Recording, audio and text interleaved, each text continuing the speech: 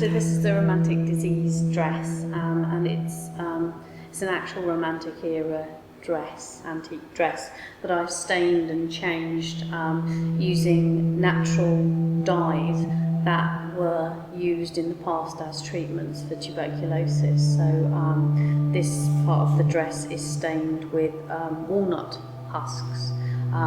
This is madder root, which is the earliest dye known to man, really. It's if you go to museums and you see those sort of fragments of sort of reddish brown, pinkish brown cloth, that's madder root, and it's been used for about the last 9,000 years. There's also safflower on here. This is safflower. As well as that, the back of the dress is embroidered with prontosil, which was the first commercially available antibiotic, you could say. It was produced by Bayer in the 40s. It's not an antibiotic in the sense that penicillin is. It's technically a bacteriostatic, but it was the first working thing that you could take that really killed bacteria, and they used it a lot in the Second World War, in bandages, and soldiers would carry little medical packs.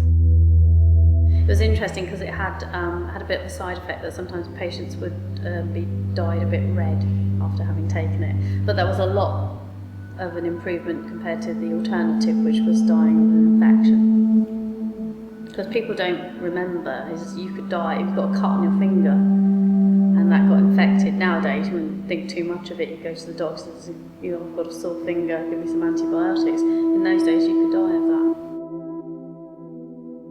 Bayer were specialised as dye manufacturers rather than pharmaceuticals at the time. They had the right labs to work with the chemistry of the dye.